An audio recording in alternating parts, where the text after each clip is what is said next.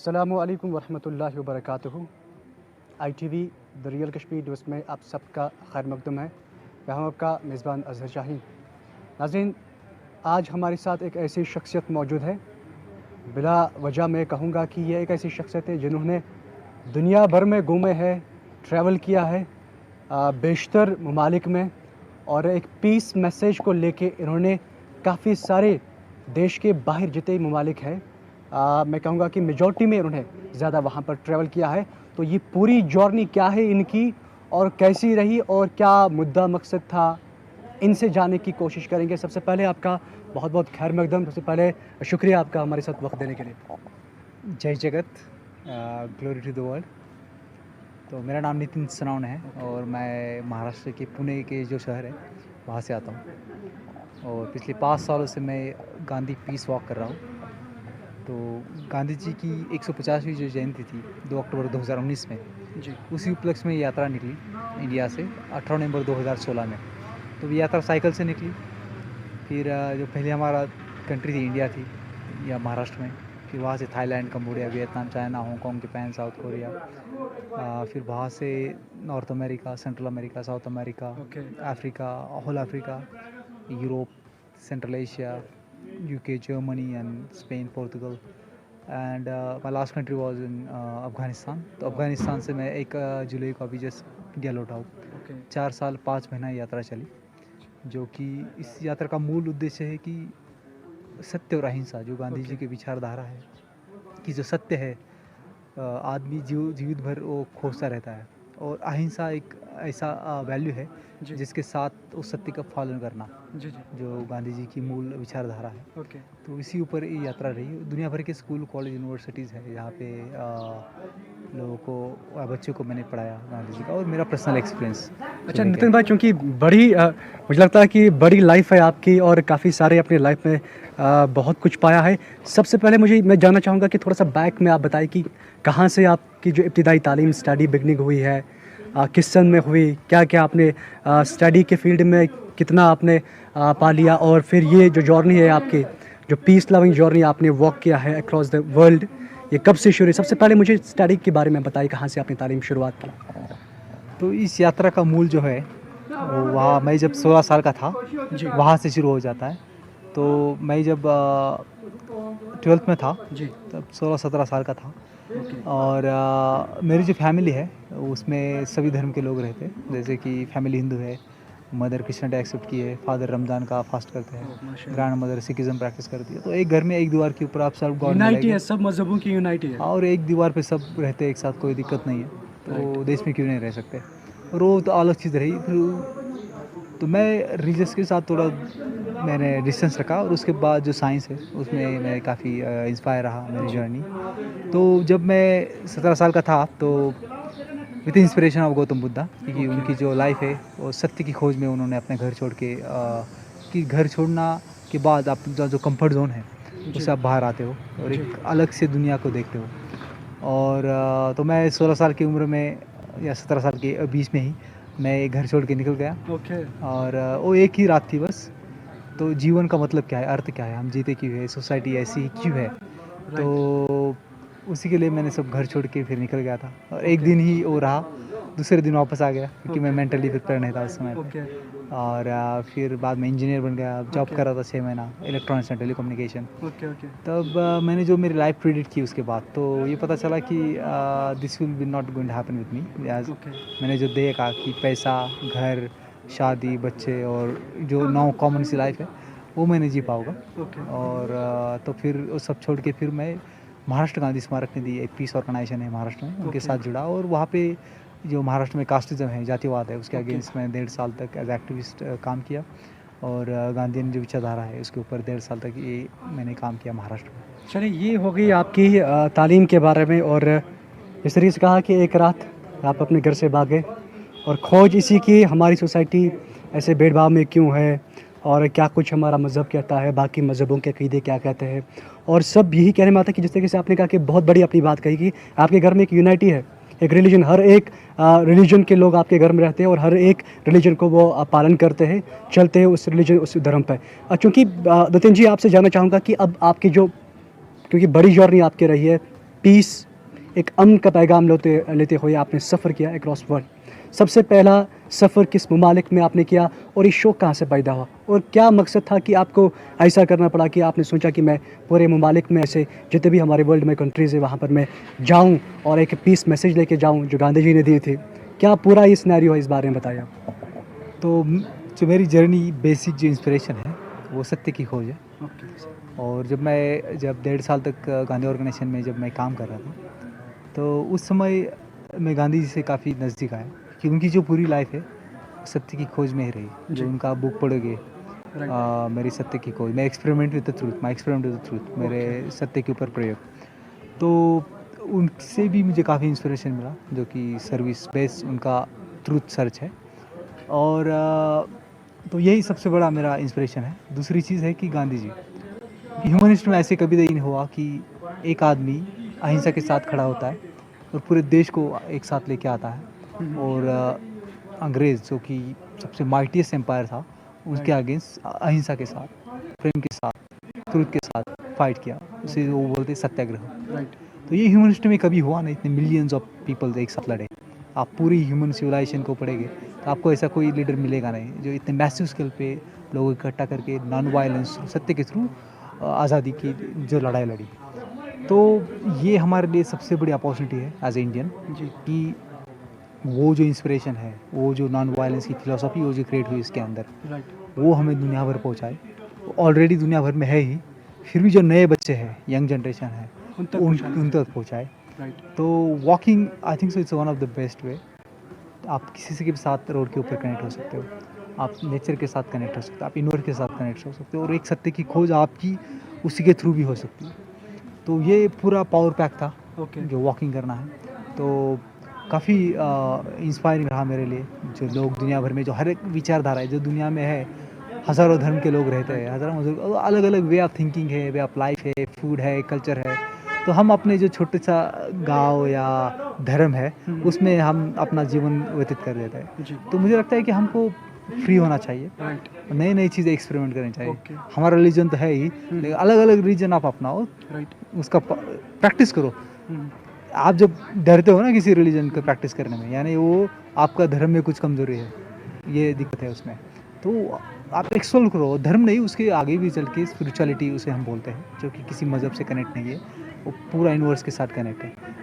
उसके थ्रू आप अपनी खोज करो, क्योंकि मुझे जो लगता है कि जीवन में टू अंडरस्टैंड कि हम कौन है, ये सबसे बड़ा इम्पोर्टेंट एक ज़रिया है कि उसके आगे हम फिर जो काम कर रहे हैं वो यूज़लेस हो जाएगा। क्योंकि हम कौन है ये सबसे बड़ी मुझे लगता है मेरा मैसेज होगा यंग जनरेशन के लिए कि खुद को समझे। खुद को जब हम नहीं समझेंगे तो पूरा आपका दुनिया आपको कहीं और लेके जाएगा। आप खुद की जो लाइफ चॉइसेस है वो क्रिएट नहीं कर पाओगे, या लाइफ चॉइस के ऊपर आप खड़े उतरे नहीं रहोगे। जो इंडियन सोसाइटी है जहाँ पे आप देखोगे कि माँ बाप का इतना प्रेशर होता है बच्चे को, ये करना चाहिए, वो करना चाहिए, तो बच्चा फिर प्रेस हो जाता है। इसकी जो लाइफ चॉइसेस है वो चूज़ नहीं कर पाता। तो लाइफ चॉइस आई थिंक वही हमारे हाथ में है। So different way of life हम कैसे चूज़ करें। तो इट मीन्स कि जितने भी धर्म है, मैं यही कहूँगा कि all religions prohibits violence and promotes peace. Yes, that's also true, but we should go beyond religion. I think so. Religion become now a old story, and we should go for a global humanitarian religion. लेकिन सबसे पहला मजहब इंसानियत क्या होता है? इंसानियत, सो इंसानियत को भी देखे मुझे लगता है आगे चलना चाहिए, क्योंकि जो लाइफ है it's a physical reality, okay.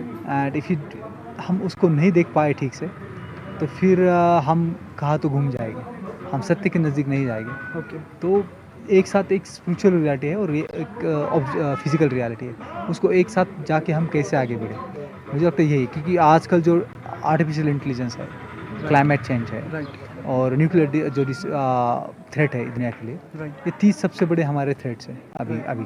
Right. और उसको ये स्टोरी के साथ हम आगे नहीं ले जा सकते, उसको हमें ऑब्जर्व रियलिटी करना पड़ेगा। जो रियलिटी है कि हम क्या पहने, क्या खाए, कहाँ रहे, कितना रिसोर्स यूज़ करें, क्योंकि जितना ज़्यादा हम रिसोर्स यूज़ करेंगे उतना ज़्यादा थ्रेट नेचर के अगेंस्ट होगा, और वो क्लाइमेट चेंज को डायरेक्टली राइट। टेम्परेचर जो है नेचर का वो राइट, बढ़ेगा। बिल्कुल। तो हर एक छोटी छोटी चीज़ें हैं उसको हमने समझना चाहिए। तो हम जो नॉर्मल जो हमने स्टोरी बनाई है पूरी दुनिया की, वो अब तक तो मुझे लगा ठीक है, ये काफ़ी इंस्पायरिंग रहा लोगों को। हमने बहुत एरोप्लेन बनाए, गाड़ी बनाए, सब बनाए, लेकिन इसके बाद सस्टेनेबल डेवलपमेंट जो है उसके ऊपर हमें बहुत ज़्यादा काम करना होगा, नहीं करेंगे तो फिर इनडायरेक्ट थ्रेट जो है वो डायरेक्ट थ्रेट बन जाएगा। और आप देख रहे हो दुनिया भर में फ्लडिंग और टेम्परेचर हर जगह, ये जो क्लाइमेट है काफ़ी बदला। क्लाइमेट तो चेंज होना ही है, लेकिन इसमें ये है कि जो रेट है उसका वो स्लो है, लेकिन जो ह्यूमन एक्टिविटीज़ है हमारी वो काफ़ी अभी जो गाड़ीज़ है ये सब चीज़ें उसकी वजह से फास्ट हो गई है, पूरी लाइफ फास्ट हो गई है। तो उसकी वजह से ये जो इमिशन है कार्बन का वो काफ़ी ज़्यादा हो रहा है। जी तो ये क्लाइमेट को काफ़ी फास्ट करेगा और फिर डिस्ट्रॉय जो हो गए, जो गरीब इंसान हो गए, गरीब देश हो गए। इसमें जो डेवलप वर्ल्ड है वो स्ट्रांग है, वो डेवलप है, वो खुद इंफ्रास्ट्रक्चर क्रिएट कर सकता है इसके अगेंस्ट। जो गरीब देश है, मुल्क है इंडिया, पाकिस्तान, बांग्लादेश, हम लोग बस रिलीजन, धर्म, देश, नेशनलिज्म इसके अंदर इतने फंसे हुए हैं। नेशनलिज्म होना चाहिए जो कि दूसरे किसी का हेट ना करने, नेशनलिज्म जो है अपने देश से प्यार करना है, ना किसी का हेट करना है। तो हेट नेशनलिज्म जो अभी सब दुनिया भर में चल रहा है इसका कोई मुझे लगता है यूजलेस है। जब हिस्ट्री हम फ्यूचर में जब हिस्ट्री लिखी जाएगी तो इन लोगों को बेवकूफ़ समझा जाएगा। तो जो वाइज लोग हैं उनको आगे बढ़ना चाहिए, मुझे लगता है। चलिए, बहुत बड़ी बात आपने कही। चूँकि नितिन भाई आपसे जानने की कोशिश करूँगा कि जो जर्नी आपकी स्टार्ट हुई थी अमन का मैसेज लेके, और पूरे देश भर के बाहर से भी मुल्कों में आपने दौरा किया है, तो कब किस साल में आपने पहला दौरा किया, और पहला देश ऐसा कौन सा था जहाँ पर आपने फर्स्ट जो पीस लविंग वॉक आपने की? तो पहले मेरी यात्रा जो बाइसिकल पे थी वो थाईलैंड मेरा दूसरे कंट्री था इंडिया के बाद। तो मतलब थाईलैंड के बाइसिकल पे आप? हाँ, मैं यहाँ से फ़्लाइट लेके थाईलैंड चला गया था। फ्लाइट लेके। तो वहाँ से फिर थाईलैंड से कंबोडिया, वियतनाम, चाइना, हांगकांग, जब until south Hong Kong I was on a bicycle. Okay. तो उसके बाद जापान में मेरी पहली पद यात्रा की, जो कि टोक्यो से हिरोशिमा नागासाकी, तो न्यूक्लियर डिसआर्ममेंट के लिए थी। और 6 अगस्त में हिरोशिमा में था, 9 अगस्त नागासाकी में था। तो बहुत प्यार दिया बाहर के लोगों ने, क्योंकि मैं आता हूँ भारत देश से जो कि बुद्ध का देश है और गांधी जी का फॉलोअर हूँ। तो ये बाहर देशों के लिए काफ़ी अभिमान बात है। जैसे जापान कंट्री है तो गांधी जी को बहुत फॉलो करते, दुनिया भर के लोग हर एक कंट्री में गांधी जी की किताब में हिस्ट्री लिखी जाती है, क्योंकि वो चाहते हैं कि वो लोग गांधी जी को फॉलो करें, गांधी के 9 वायलेंस आइडिया को फॉलो करें, और हर एक कंट्री में गांधी के स्टैचू लगे। तो वो लोग जानते हैं कि कितना इंपॉर्टेंस है महात्मा गांधी जी का पूरी दुनिया में। तो जापान में जब गया था मैं, तो लोग जब सोते हैं या सुबह उठते हैं तो इंडिया की ओर नमस्ते करते हैं, कि थैंक्स बोलते हैं कि आपने हमें बुद्ध दिया। तो ये जो भूमि है ये शांति की भूमि है, जो बुद्ध और गांधी जी की भूमि है। तो ये देश से मुझे लगता है अमन ही जाना चाहिए बाहर पूरी दुनिया में। मुझे लगता है कि इंडिया ही रिप्रेजेंट कर सकता है, जो इस्टेब्लिश कर सकता है पीस पूरी दुनिया में, क्योंकि ये जो ग्रीडीनेस है वो काफ़ी कम है हमने, और जो कल्चर हमारा जो बना है, एक टॉलरेंस जो बना है लोगों के बीच, वो दुनिया के लिए काफ़ी इंस्पिरेशन है। और आगे चल के मुझे लगता है कि इंडियन जो यूथ्स है जिन्हें ये काम करना चाहिए। तो मैं जापान गया, फिर वहाँ वॉक किया, फिर उसके बाद फिर बाइसिकल से रहा मेरा। लेकिन साउथ अफ्रीका के बाद मैं पदयात्रा शुरू की, और जापान के एक बुद्धिस्ट मॉन्क को मेरे साथ आए वहाँ से। तो हम 8 महीना एक साथ रहे, जापान से Zimbabwe, Zambia, Tanzania, Rwanda, Uganda, Kenya. तो जो पूरी यात्रा है वो लोक आधार पे है। जैसे कि हम 5 घर जाता हूँ, नॉक करता हूँ घर के दरवाजे और पूछता हूँ आपके घर के सामने मैं रह सकता हूँ, मेरे टेंट है मेरे पास। तो कई लोग नहीं बोलते, कई हाँ बोल देते हैं। तो फिर उनके साथ में एक रात उनके साथ रहता हूँ, उनके साथ फ्रेंडशिप बनाता हूँ, खाना खाता हूँ, फिर दूसरे दिन अगले दिन मैं दिए के लिए जाता हूँ। जो लोग प्यारे मिलते हैं वही मेरा इंस्पिरेशन रहता है दूसरे दिन के लिए।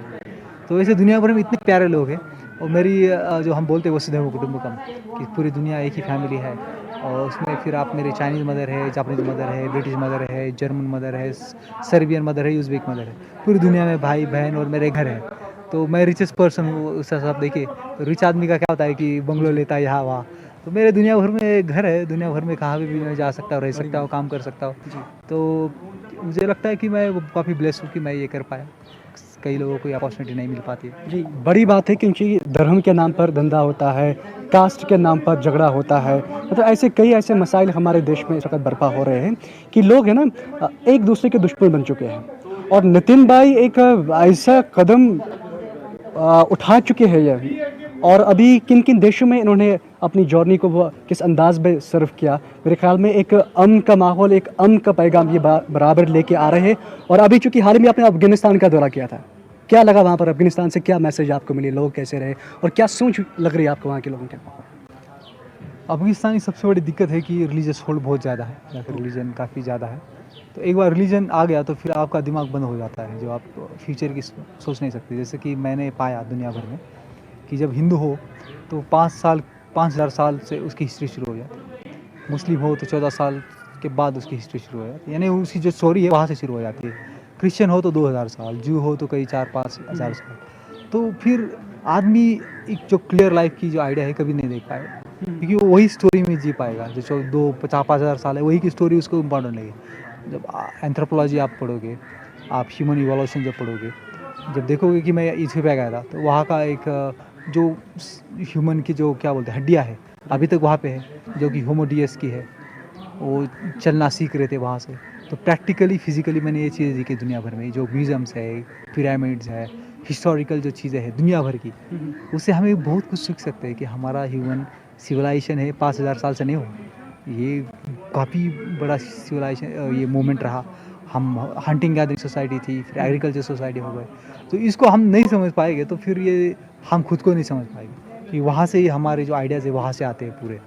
तो इसे हमने समझना चाहिए और मैं रिकमेंड करेगा जो भी यूथ है वो सेपियंस करके एक बुक है, प्रोफेसर युval नोआ हरारे, जो कि इज़राइल से है और काफ़ी जाने माने आपके दुनिया के बेस्ट हिस्टोरियन हैं। तो उनकी बुक ने काफ़ी मुझे इंस्पायर किया। और दूसरी बुक है गांधी जी की, जो सत्य के प्रयोग। तो 2 चीज़ें हैं जो मुझे लगता है कि लोगों ने पढ़नी चाहिए, उससे आप बहुत ज़्यादा सीख सकते हो। और रिलीजन्स के ऊपर आप जब बढ़ोगे तब पूरी दुनिया के साथ कनेक्ट हो पाओगे, खुद को जान पाओगे और फ्यूचर के बारे में आपको बहुत अच्छी सी नींद बन जाएगी। आप न्यू बन सकते हो, कुछ अच्छा कर सकते हो दुनिया के लिए और खुद को भी। सो यू मीन कि मज़हब के साथ साथ अगर आप मज़हब के ऊपर अक़ीदा रखते हो, मज़हब को फॉलो करते हैं, उससे हटकर भी आप कई एक चीज़ों पर रिसर्च करिए, आखिर क्या निकल रहा है, क्या प्रमोट मैसेज हो रही है, क्या अमन का पैगाम आ रहा है, हर एक तरीके से आपका ये मानना है। तो नतीन साहब, चूँकि अभी आप कश्मीर में हैं और इससे पहले भी कश्मीर का दौरा किया है आप, या पहली बार आप आज आए हैं? ये मेरा पहला दौरा है। तो मैंने इंडिया भी 13 जुलाई को पदयात्रा शुरू की इंडिया में, जो कि वाघा बॉर्डर से मैंने यात्रा शुरू की और आज 31 डे हो गए हैं। और इस यात्रा में परसों भी मैं यहाँ पे आया तो 840 किलोमीटर्स मैंने पदयात्रा की, जो कि वाघा बॉर्डर से पंजाब होते हुए धर्मशाला हिमाचल प्रदेश, फिर जम्मू से श्रीनगर। तो काफ़ी प्यार मिला लोगों से मुझे, स्पेशली कश्मीर से बहुत ज़्यादा प्यार मिला, जम्मू से काफ़ी प्यार मिला। एसपी वर्मा साहब है हमारे दोस्त, जो गांधीयन है यहाँ के, मुझे लगता है कि नॉर्थ इंडिया के वही सबसे बड़े और बहुत ही प्योर आदमी है। जो मैं उनसे मुलाकात हुई तो उन्होंने काफ़ी हर जगह मेरा ऑर्गेनाइज़ किया है, तो हर जगह लोगों से मिल रहा हूँ, पॉलिटिकल लीडर से मिल रहा हूँ, सिविल सोसाइटी से मिल रहा हूँ, तो काफ़ी अच्छा लगा सबसे मिलके। और लोग बोलते हैं कि इस देश में विजडम नहीं है, तो मैंने काफ़ी लोग देखे, काफ़ी इंटेलिजेंस है, स्मार्ट है और वाइज़ है।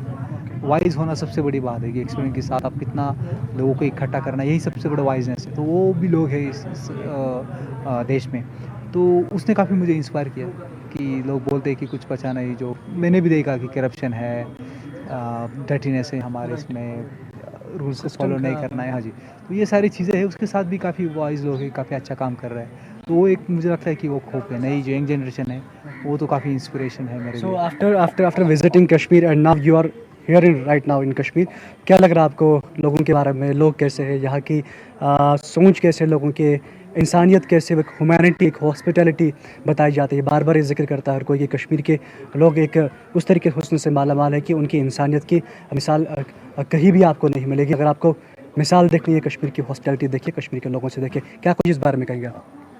ये सही बात है आपकी, जो हॉस्पिटैलिटी यहाँ की लोगों में है वो आपकी बाकी दुनिया में नहीं मिलेगी। और मैं इसमें सबसे बड़ा मुझे कंट्रीब्यूशन लगता है इस नेचर का, राइट। तो इतना प्यारा ये जो इन्वायरमेंट है, और दुनिया भर में यही होता है, जब जब जहाँ के आप नेचर के साथ रहते हो उसका जो कॉन्शियसनेस है वो आपके अंदर चला जाता है, राइट। तो आप खूबसूरत बन जाते हो। तो ये कश्मीर में मैंने पाया और बहुत प्यार दिया मुझे। नमकीन चाय यहाँ की जो है राइट। वो मैंने भी पहली बार। नमकीन कहवा द मोस्ट हाँ जी, हाँ जी। Beautiful. और बहुत सारी चीज़ें Delicious. को भी खाने मिली। हालाँकि मैं वेजिटेरियन हूँ, तो यहाँ की डिश मैं काफ़ी ट्राई नहीं कर पाया हूँ। तो वो भी अलग स्टोरी है। जब मैं जापान में चला 1 महीना, तो मैं 1 महीना चलने के बाद ऐसा महसूस हुआ कि, यानी महसूस नहीं, कि मैं पूरे नेचर के साथ जुड़ा, एनिमल के साथ जुड़ा और पूरे यूनिवर्स के साथ जुड़ा। तो इससे पहले मैं नॉन वेजिटेरियन था 25 साल तक। ओके। तो जब चलने के बाद मुझे एहसास हुआ कि हम एक ही है, हम कोई अलग नहीं है। हर एक Right. इंसान, ज़मीन, स्काई, नदियाँ, झरने, माउंटेन्स, हम अब एक ही है, अलग नहीं है। और हम कम से कम कितना वायलेंस इस ज़मीन और सबके साथ करें। तो मुझे लगता है कि खाना एक पहला स्टेप है कि आप नॉन वेजिटेरियन से वेजिटेरियन होना, एक एनिमल के अगेंस्ट जो काइंडनेस है इनके लिए काइंडनेस क्रिएट करना। तो वो मेरा छोटा सा प्रयोग है। बाकी फिर मिनिमल वे ऑफ लाइफ, जैसे कि कम से कम संसाधन में रहना, वो एक अलग से है, क्योंकि जब जितना हम नेचर के साथ ज़्यादा लेंगे वो हम नेचर के साथ वायलेंस कर रहे हैं। तो कपड़े भी हो, सिंथेटिक कपड़े हो, नॉर्मल कपड़े हो, पेपर हो, हर एक चीज़ जो है नेचर के साथ आती है। जितना ज़्यादा हम एक्सट्रैक्ट करेंगे उतना ज़्यादा वायलेंस है। तो वो मुझे लगता है सबसे बड़ा गांधी जी का वही मैसेज है कि जो आप उनकी लाइफ देखोगे तो वो कोठी में रहती थी छोटी सी, कपड़े बस एक ही धोती थी पहनते थे, खाना भी उनका बहुत सिंपल था, कोई ज़्यादा इतना हाई इसका नहीं था कि ये चाहिए वो चाहिए, बहुत सिंपल खाना खाते थे और वही आपको सत्य की ओर लेके जाए। चलिए, अब आप तो कश्मीर आ चुके हैं, मेरे एक सजेशन है आपसे कि वाजवान का टेस्ट करके जाएगा, क्योंकि उसके बगैर आप जाएगा नहीं। बिकॉज़ एक बार आप टेस्ट कर लेंगे ना तो कश्मीर का ये अपना जो फेमस डिश है बहुत बड़ी रहता है। वाजवान में काफ़ी सारी वैराइटीज़ है, आप एक बार टेस्ट कीजिएगा हमारे साथ, हम आपको टेस्ट करेंगे ज़रूर। एक और बात आपसे जानने की कोशिश करूँ, चूँकि आपने बहुत सारे कंट्रीज़ में ट्रैवल किया, उनको मिला के फिर कश्मीर क्या कुछ डिफरेंट लग रहा है आपके इस पे? कश्मीर का माहौल, कश्मीर का निज़ाम, कश्मीर की आबो हवा या कश्मीर के लोगों के मुतालिक, और क्योंकि आपने काफ़ी ट्रैवल किया है, काफ़ी लोगों से आप मिले हैं, डिफरेंशिएट थोड़ा बताएंगे उनमें और कश्मीरियों में कश्मीर के बारे में? कश्मीर काफ़ी स्पेशल है। यहाँ के लोग बोलते बहुत है, तो सबसे बड़ी चीज़ है कि स्टोरीज़ काफ़ी बनाते हैं लोग यहाँ पे। ओके, तो स्टोरी के लिए मशहूर है कश्मीर। ओके। तो ह्यूमन के लिए स्टोरी अच्छी है, यानी जब मैं समझता हूँ कि स्टोरी कैसी स्टोरी आप बताएं? स्टोरी तो कोई भी हो सकती है, जैसे कि स्टोरी सत्य भी हो सकती है, असत्य भी हो सकती है, इमेजिनरी भी हो सकती है, क्रिएटिव भी हो सकती है। तो स्टोरी तो स्टोरी है, वो रियलिटी नहीं है। तो यहाँ की काफ़ी स्टोरी है, तो स्टोरी में एक मैसेज होता है हर एक इसमें, जैसे कि गांधी जी की स्टोरी है, ओके, उसमें ये एक मैसेज होता है। तो हर एक स्टोरी में कुछ ना कुछ वो वैल्यू छिपी रहती है, तो वो काफ़ी अच्छा है। और यहाँ की जो वादियाँ है, पेड़ है, तो मैं चाहता हूँ कि मैं एक हाइकिंग करूँ नेचर के साथ, ओके। क्योंकि ह्यूमन के साथ तो काफ़ी जुड़ा हुआ अभी, लेकिन नेचर भी उतना ही ज़रूरी है जितना ह्यूमन्स, मुझे लगता है ह्यूमन से भी ज़्यादा नेचर ज़रूरी है। और उसके साथ मैं बात करना चाहता हूँ, महसूस करना चाहता हूँ, कनेक्ट होना चाहता हूँ। जी। तो यही है कश्मीर। आने वाले दिनों में कश्मीर के कई एक जगह पर आप जाएंगे, कुछ प्लान बनाया आपने कहाँ कहाँ जाना है? और लोगों से भी मिलना होगा आपको, लोगों से भी मिलेंगे आपको, उनसे बातचीत करेंगे, वही मैसेज जो आपने बाकी ममालिक में जाके लोगों को वो मैसेज वहाँ पर दी, उनसे उनका फीडबैक रिस्पांस मिला और यहाँ पर भी उसी तरीके से आपका मिशन चलेगा? सेम मिशन ही चलेगा यही।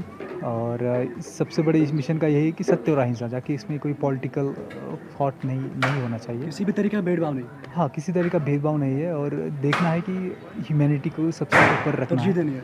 और लोगों को ह्यूमैनिटी की ओर लेके जाना है। राइट। क्योंकि जो मैंने महसूस किया कि इंडिया जो अभी के हालात है रिलीजियस के ऊपर, यानी एक रिलीजन जब आगे बढ़ेगा कि मैं श्रेष्ठ हूँ, मेरा अच्छा है, तो अगला जो रिलीजन है वही सेम करेगा। तो ये जो फाइट है वो कंटिन्यूस रहेगी। तो मुझे लगता है कि हमें नई स्टोरी उसमें डालनी चाहिए, एक नई स्टोरी लानी चाहिए। तो सेम स्टोरी जब होगी तो हम उस स्टोरी के अंदर ही फंस जाएंगे। जो दो स्टोरी अभी चल रही है, हिंदू मुस्लिम, उसके बीच हमें फंसना नहीं चाहिए, हमें एक तीसरी स्टोरी क्रिएट करनी चाहिए। तो वही तीसरी स्टोरी के खोज में मैं हूँ। तो मैं सोचता हूँ कि रियलिटी के ऊपर बेस हो, ना कि आसमान से कोई आया हो, मैं आया हूँ आसमान से, ये स्टोरी मैं नहीं देना चाहता हूँ। एक रियलिटी, क्योंकि वो जब नहीं होगी ना, तब जो टेक्नोलॉजी है, आर्टिफिशियल इंटेलिजेंस है, आपको खा जाएगा। ऑलरेडी आप जब फेसबुक रहते हो तो फेसबुक आपको इतने अच्छे से जानता है जैसे आप खुद को नहीं जानते हो। राइट। वो आप क्या सोचते हो, कब आप डिप्रेस होते हो, कब साइंस होते हो, कहाँ जाते हो, क्या करते हो, कौन सा पोस्ट अच्छा लगता है, तो सब आपको बहुत अच्छा, आपकी माँ से भी ज़्यादा अच्छे से जानता है। तो ये चीज़ जब आगे बढ़ेगी, जब डेटाबेस हमारा क्रिएट होगा, तो वो काफ़ी थ्रेट रहेगा हमें, तो वो हमें मैनिपुलेट कर सकता है बहुत इजीली, और ऑलरेडी कर रहा है। आप जानते हो कि अमेरिका में जो हो रहा है ट्रम्प का, और बहुत सारे देशों में मैनिपुलेशन होता है इलेक्शन में, और ऑलरेडी और ह्यूमन को मैनिपुलेशन करना काफ़ी ईजी है, जो हमारे पॉलिटिकल लीडर है काफ़ी अच्छे से जानते हैं। तो वो हमें इतना गुमराह करते हैं। तो मुझे लगता है कि अवेयर होना चाहिए, जो कॉन्शियसनेस है हमारी वो आगे चलनी चाहिए, और रियलिटी बेस हमें डिसीजन मेकिंग करनी चाहिए, क्योंकि नंबर्स काफ़ी अच्छा मोड है रियलिटी को जानना, तो नंबर्स को ज़्यादा फॉलो करना चाहिए। तो नतीन भाई, क्या हम ये समझे, क्योंकि हर एक कोई ना कोई इंसान किसी मज़हब से ताल्लुक़ रखता है, तो सबसे पहली प्रायोरिटी और तरजीह, जैसे कहा आपने ह्यूमैनिटी की बात की, क्या मैं ये समझूँ कि एक इंसान जब तक अच्छा नहीं होगा तब तक वो अपने धर्म से भी अच्छा नहीं होगा? अगर वो धर्म को फॉलो करता हो मगर एक अच्छा इंसान नहीं हो सकता। अगर वो एक अच्छा इंसान नहीं हो तो धर्म को अगर फॉलो करे, क्या वो अच्छा इंसान माना जा सकता है?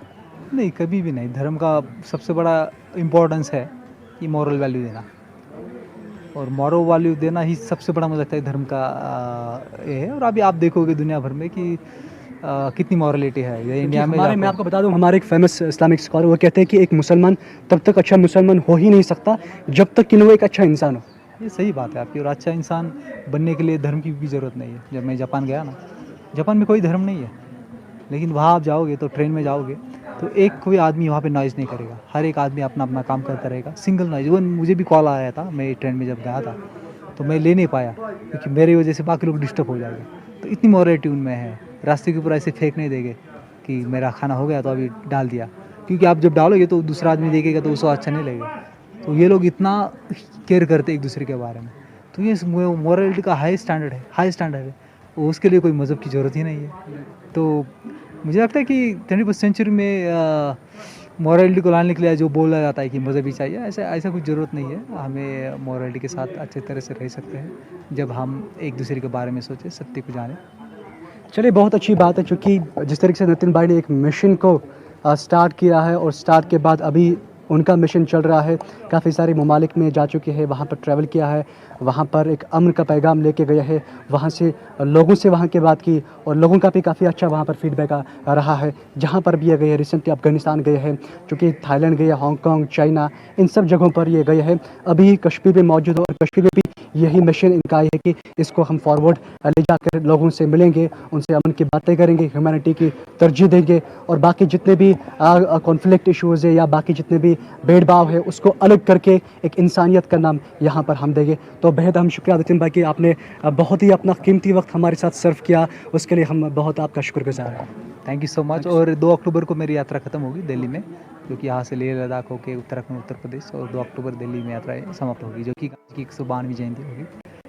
तो चलिए अच्छी बात है कि एक अमन को प्रमोट करना एक बड़ी बात होती है और एक अच्छा कदम है हर एक इंसान के लिए, हर एक नागरिक की ये जिम्मेदारी, जिस तरह से नितिन भाई इसको संभाल रहे हैं। तो बहुत अच्छा लगा नितिन भाई से मिलकर। नितिन भाई बहुत बहुत शुक्रिया, क्योंकि हमारा मकसद भी ये है कि हम प्रमोट करें, पीस को ज़्यादा से ज़्यादा प्रमोट करें और हर एक इंसान को इंसानियत का वो अंदाज़ा लगाए कि इंसानियत कितनी बड़ी चीज़ है, क्योंकि इंसान हर एक धर्म से ताल्लुक़, किसी न किसी धर्म से उसका ताल्लुक़ है, मगर जब तक एक अच्छा इंसान नहीं होगा तब तक वो किसी धर्म का अच्छा इंसान नहीं हो सकता। तो बेहद आपका भी बहुत बहुत शुक्रिया कि हमारे साथ जुड़े रहने के लिए। आप बने रहे इसी तरीके से ITV the real Kashmir news के साथ, और मुझे दीजिए इजाज़त फ़िलहाल के लिए। अल्लाह निगहबान।